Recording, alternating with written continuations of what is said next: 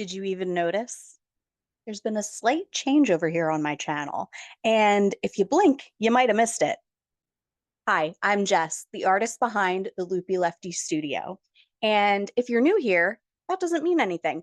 But if you've been around for a minute, you might have realized that my business name has undergone a slight rebrand. But it might be interesting to kind of peel back the curtain into this type of small business decision. So I'll talk a little bit about why I decided to do this slight renaming, how I decided on this new name, and what this means for my business going forward. All right, so the big question, why did I decide to rebrand? Well, truth be told, when I first started doing calligraphy years ago, I really only thought about social media. So I checked that the Loopy Lefty was available on Instagram, Facebook, YouTube, like all of them. And they were, and I said, great.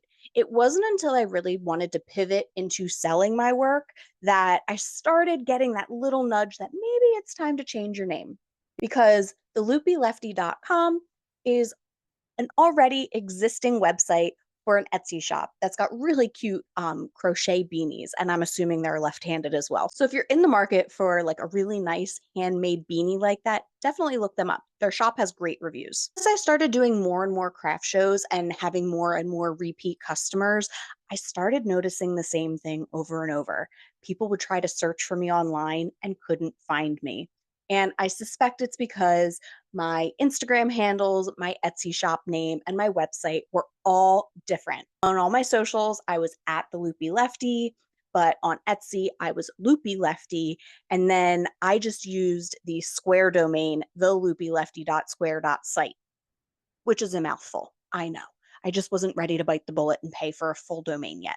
So one weekend, it almost felt like on a whim, I decided to finally bite the bullet, do some research, and actually hammer down a new name, buy a domain, and make everything one cohesive business name. I figured it was probably the right time to do it because my social media following is still quite small. And a lot of my customer base is like face to face. So people aren't really Googling me so much. They're meeting me in person and then they're scanning my QR code to follow me on Instagram right then and there at my shop. Or they're taking my business card with them. So they now have in their hands my actual website address. So, how did I decide on this new name?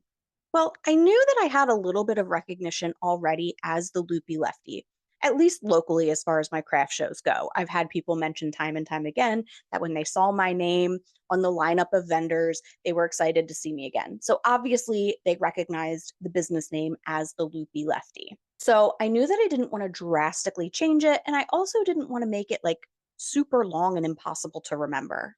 I'd had a few ideas rolling around in my mind for, like I said, probably over a year. I was thinking maybe Loopy Lefty calligraphy, Loopy Lefty lettering, the Loopy Lefty does calligraphy, things like that. But I eventually landed on the Loopy Lefty studio. And I just feel like because that hits the right tone. I've still got the recognizable Loopy Lefty piece. And going with something like studio keeps me also a little more open-ended. If I had went with something like Loopy Lefty calligraphy or Loopy Lefty lettering, I feel like I would have been really pigeonholed into a calligraphy business where studio kind of gives me the wiggle room to explore other artistic endeavors, do more things like event signage, engraving, things of that nature that don't exclusively scream hand lettering and calligraphy. So then, of course, the next step is checking that it's available. Because remember, the big goal of all this was that I wanted to make sure that I had a cohesive name across my entire digital footprint. So I went first with the domain name. I felt like that would be like slim pickings. So I wanted to make sure that the .com was available before I went forward with anything else. And lucky for me, the loopyleftystudio.com was available. So before I bought that domain name, I also made sure to check across all of the social media platforms that I have. Right now, I'm on Instagram, Facebook, TikTok, and YouTube. I then, of course, went through like all of my marketing materials to make sure that I wasn't missing anything.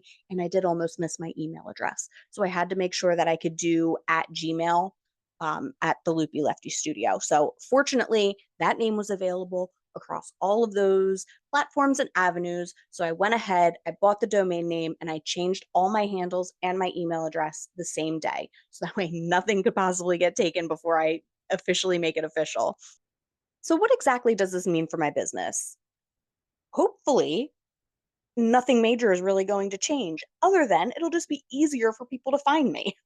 As it stands now, if you were to type the Loopy Lefty Studio into your average Google search, I will be one of the first things that pops up, whether it be my website, my social media handles, anything like that. And of course, because I'm a type B business owner, I um, change names first, ask questions later. And I'm still realizing that there's like things here and there that I have to update to reflect this new change. Fortunately, it's not anything super major. It's just a matter of like adding one more word to certain things. But right off the top of my head, I know that I've got to change my craft show banner to now say the Loopy Lefty Studio with the updated website address and updated social media handle. And I'm also going to have to update all of my business cards, which fortunately I've started printing them at home so I can do them in a smaller quantity. So I don't have to waste a ton of pre-made business cards with that. And even so, everything seems to be redirecting. If you accidentally use the old email address or use the old web address, it'll automatically redirect you to the correct one. So I'm still getting everybody's emails. People are still able to locate my website. I don't know. I'm sure there's more stuff I haven't even realized yet, and I'm gonna have to change it. But fortunately, I'd already kind of made the decision to run a pretty lean business anyway, so I don't have a bunch of crap in my setup that I'm gonna have to get reprinted or changed or anything like that. Most of it is like digital, which costs me no money to fix. And then the few things that I'm gonna have to reprint hopefully won't be too much or too time consuming or too costly. Okay, now that I've said my new business name about 10,000 times on this one YouTube video, make sure to subscribe to this channel and follow me on all of my social media platforms. I'll link them all in the video description. So if you're feeling lazy, all you've got to do is click the link and then click follow. Thanks for sticking around and listening to just how a type B business owner decides to do an ever so slight rebrand. I'll catch you guys all in the next one. Bye.